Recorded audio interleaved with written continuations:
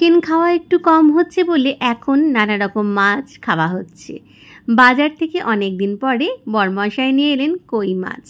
কই মাছ আনলেই যে রেসিপিটা প্রথম মাথায় আসে সেটা হলো তেল কই বা কই মাছের তেল ঝাল।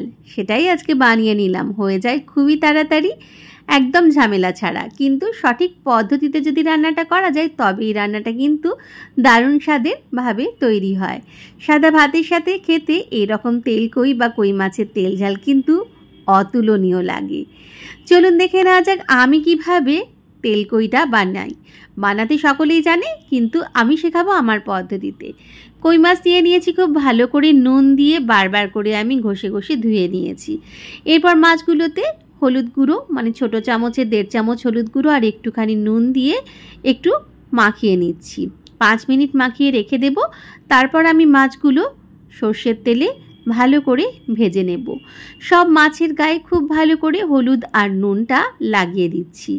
কই মাছ একটু স্লিপারি হয় বলে খুব ভালো করে কিন্তু নুন মাখিয়ে ঘষে ঘষে ধুয়ে নিতে হবে। এরপর বানিয়ে নিচ্ছি একটা মশলা। এর জন্য একটা বাটিতে আমি ছোটো চামচের 1.5 চামচ হলুদ গুঁড়ো, 1.5 চামচ লঙ্কা গুঁড়ো, ছোটো চামচের 1/2 চামচ ধনে গুঁড়ো আর 1.5 চামচ জিরে গুঁড়ো, পরিমাণ মতো নুন আর সামান্য 1 চিমটে চিনি দিয়ে একটু জল দিয়ে গুলে নিচ্ছি মশলাটা।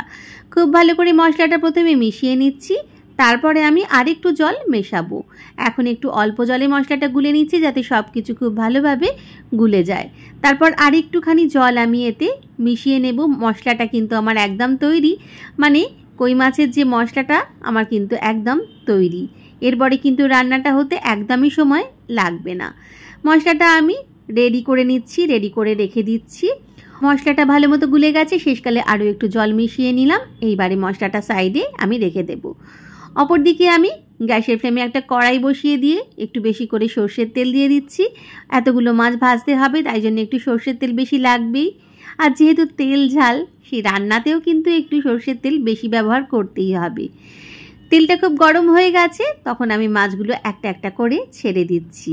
একটা পিঠ হয়ে গেলে একটু পরে আমি উল্টে দেব অপর পিঠটা। খুব বেশি কড়া করে কিন্তু কই মাছ ভাজার দরকার নেই। মোটামুটি একটু সোনালি রং ধরলেই কিন্তু ভাজাটা হয়ে যাবে। একটু মিডিয়াম ফ্লেমে প্রথমে ভেজে নিয়ে তারপর হাই ফ্লেমে একটুখানি সোনালি রং করে নিয়েছি আমি। সুন্দরভাবে মাছগুলো কিন্তু ভাজা হয়ে গেছে। এইবারে মাছগুলো আমি তুলে নেব। একটা একটা করে মাছ আমি তুলে নিচ্ছি। পরের ব্যাচে আমি আরও 3টে মাছ রয়ে গেছে, সেটা আমি ভেজে নেব। এই পর্যায়ের মাছগুলো কিন্তু আমার সুন্দরভাবে ভাজা হয়ে গেছে। প্রথমে মিডিয়াম ফ্লেমে ভেজেছি, তারপরে একটু হাই ফ্লেমে সোনালি করে নিয়েছি।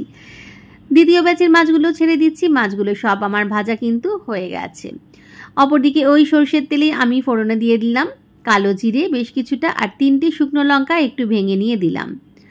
সব কিছু ফাটতে শুরু করলে এর মধ্যে দিয়ে দেব ছোটো চামচের 4 চামচ পেঁয়াজ আদা রসুন কুচি। পেঁয়াজ আদা রসুন একটু চপারে আমি মিহি করে কুচি করে নিয়েছি, একটু বেশি মিহি করে কুচি করে নিয়েছি। সেইটা আমি ছোটো চামচের 4 চামচ ব্যবহার করলাম এখানে। খুব ভালো করে নেড়ে চেড়ে নিচ্ছি। মশলার কাঁচা গন্ধ চলে গেলে এর মধ্যে দিয়ে দিচ্ছি আমি একটা ছোটো সাইজের টমেটো কুচি। টমেটোটা দিয়েও খুব ভালো করে নেড়ে চেড়ে নিচ্ছি। যতক্ষণ না টমেটোটা নরম হয় ততক্ষণ পর্যন্ত একটুখানি নেড়ে চেড়ে নেব। টমেটোটা যখন একদম নরম হয়ে যাবে, গলে যাবে, তখন এর মধ্যে দিয়ে দিচ্ছি 4টে ছেঁড়া কাঁচা লঙ্কা। কাঁচা লঙ্কাটা দিয়েও খুব ভালো করে নেড়ে চেড়ে নিচ্ছি। এরপর আমি দিয়ে দেবো সেই মশলাটা যেটা আমি প্রথমেই জলে গুলে রেখেছিলাম একটা বাটিতে। মশলাটা দিয়ে এবার খুব ভালো করে নেড়ে চেড়ে নেব। একটুখানি কষে নেব যতক্ষণ না পর্যন্ত কড়াইয়ের গা থেকে তেল ছেড়ে বেরিয়ে আসে, ততক্ষণ পর্যন্ত কিন্তু একটু নেড়ে চেড়ে নিতে হবে। মিডিয়াম টু হাই ফ্লেমে মশলাটা আমি একটুখানি কষে নেব। এই দেখুন তেল ছাড়তে শুরু করে দিয়েছে চারপাশ থেকে, সুন্দর বোঝা যাচ্ছে। এই সময় আমি দিয়ে দেব সামান্য একটুখানি ধনেপাতা কুচি। ধনেপাতার কুচিটা দিয়েও আরও একবার একটুখানি নেড়ে চেড়ে নেব। এইবার একদম শেষকালে আমি এর মধ্যে দিয়ে দেব ভেজে রাখা মাছগুলো। মাছগুলো দিয়েও মশলার সাথে খুব ভালো করে একটু মিশিয়ে নেব 2 মিনিট ধরে। 2 মিনিট আমি একটুখানি মশলার সাথে মাছগুলো মিশিয়ে নিচ্ছি যাতে মশলাটা সুন্দরভাবে মাছের গায়ে সব দিকে খুব ভালোভাবে লেগে যায় বা মিশে যায়। সুন্দর করে নেড়েচেড়ে নিয়েছি আমি, সব কিছু মশলা একদম মিলেমিশে গেছে। এইবারে এর মধ্যে দিয়ে দেব সামান্য একটুখানি গরম জল। একটুখানি জলটা দিয়ে ফুটিয়ে নেব। রান্নাটা যেহেতু তেল ঝাল, কাজেই ঝোল হবে না, বোঝাই যাচ্ছে।